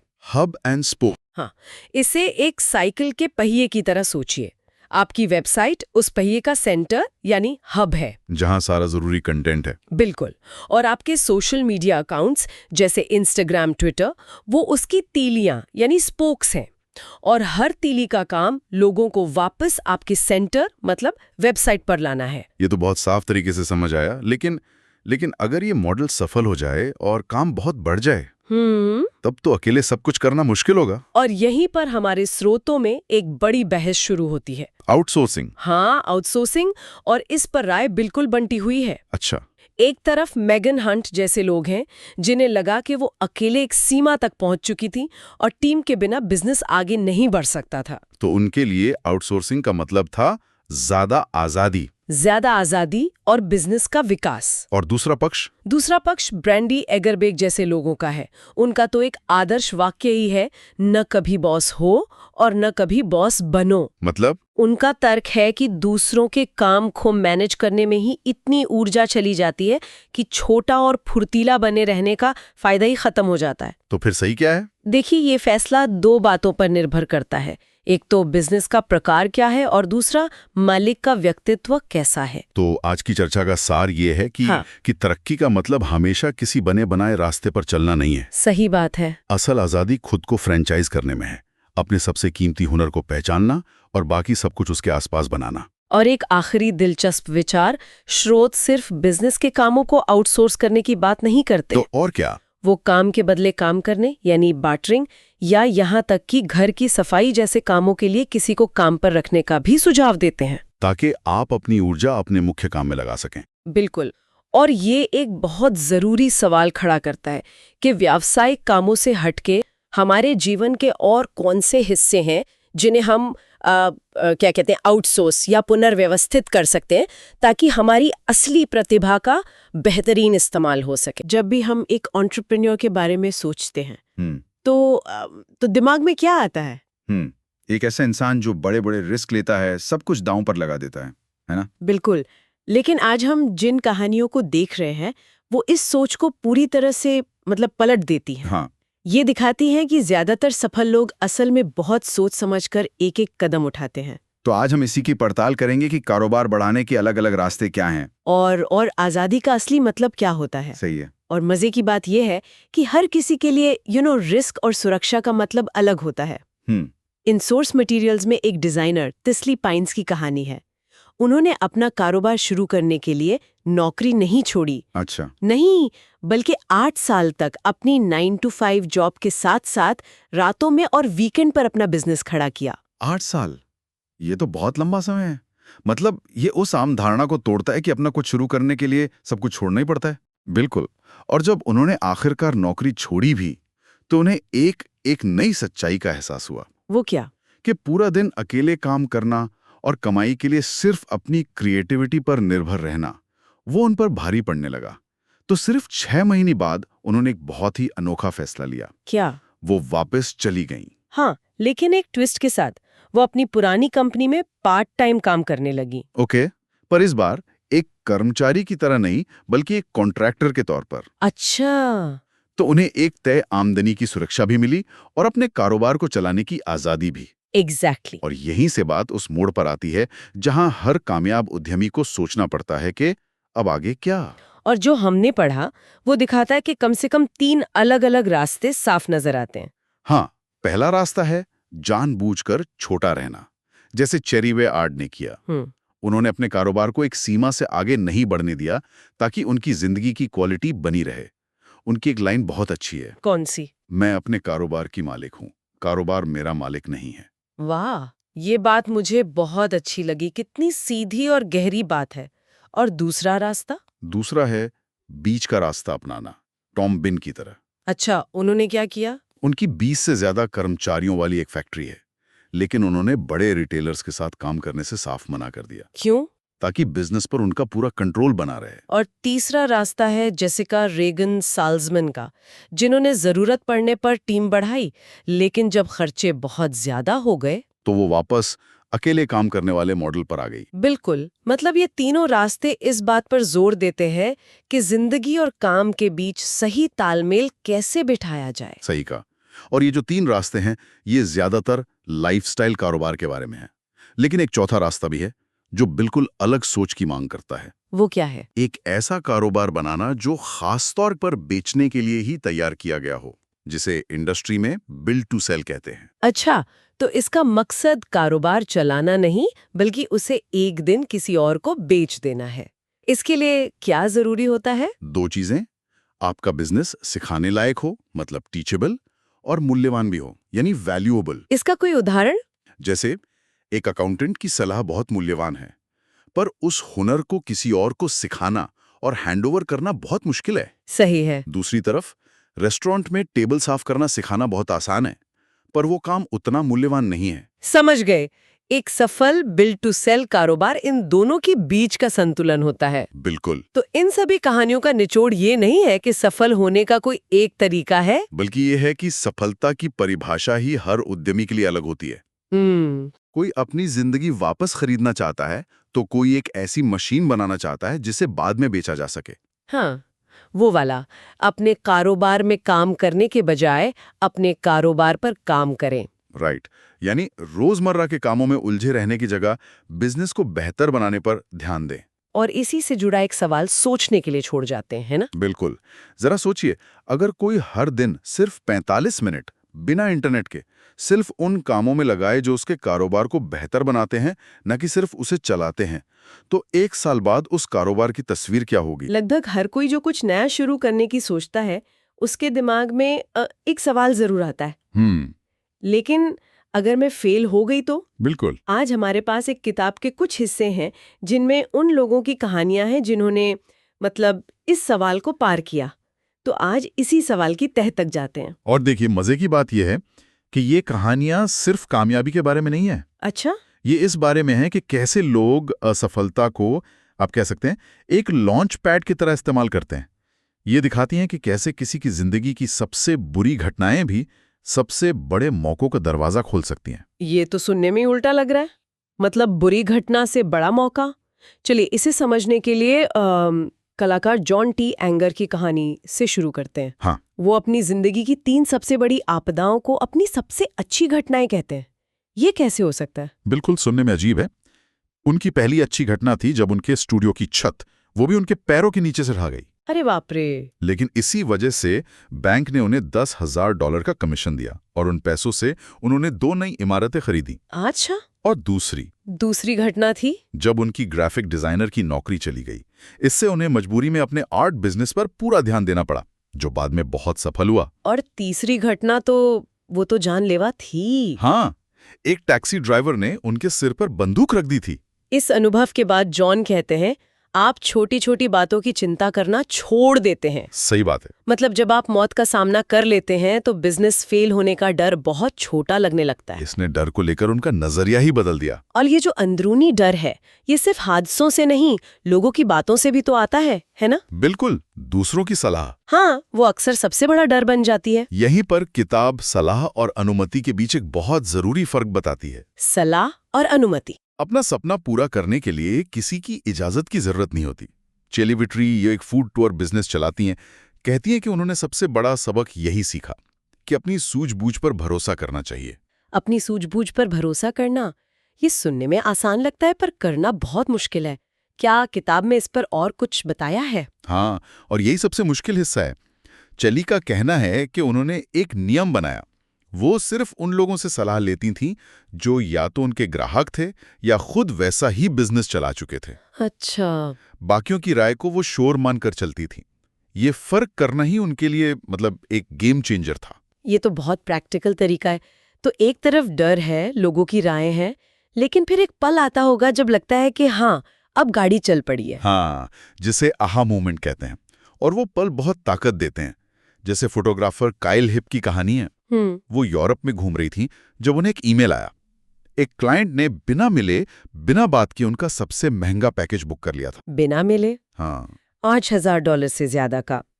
उस एक ईमेल ने उन्हें एहसास दिलाया कि अगर कोई अनजान व्यक्ति उन पर इतना भरोसा कर सकता है तो इसका मतलब है कि उनके काम में दम है। ये एक मजबूत पल है, लेकिन क्या ये थोड़ा खतरनाक भी नहीं है?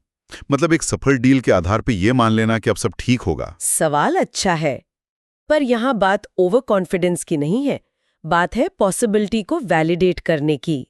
उस एक ईमेल ने उनके मन से ये शक मिटा दिया कि क्या ये काम कर सकता है, और उसकी जगह ये विश्वास भर दिया कि हाँ, ये काम कर सकता है। बिल्कुल।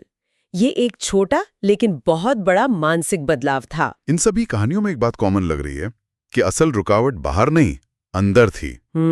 चाहे वो जॉन का डर हो, चेली का संकोच या काइल का खुद पर शक। सही पकड़ा। किताब बाहरी चिंताओं का जिक्र करती है, जैसे बाजार का बदलना या कंपटीशन, लेकिन अंत में लगभग हर उद्यमी ने यही कहा कि सबसे बड़ा डर, सबसे बड़ी रुकावट बाहरी नहीं बल्कि आंतरिक होती है। हमारा अपना डर, हमारी अपनी जड़ता। हाँ, और अच्छी खबर यह है कि इस पर हमारा पूरा नियंत्रण होता है। तो इन सब कहानियों का सार क्या है? स्टीव जॉब्स के कोटेशन है ना कि आपका समय सीमित है, इसलिए इसे किसी और की जिंदगी जीकर बर्बाद ना करें। बिल्कुल। और इसी से जुड़ा एक विचार है जो सोचने पर मजबूर करता है। एक यूरोपियन डिजाइनर ने कहा कि शुरुआत में वो लगभग चाहता था कि उसका बिजनेस असफल हो जाए। चाहता था कि असफल हो जाए? क्यों? उसका मानना था कि सबसे बड़ी सफलताओं के पीछे अक्सर सबसे बड़ी असफलताएं होती हैं, क्योंकि वो आपको खुद को फिर से बनाने का मौका देती हैं।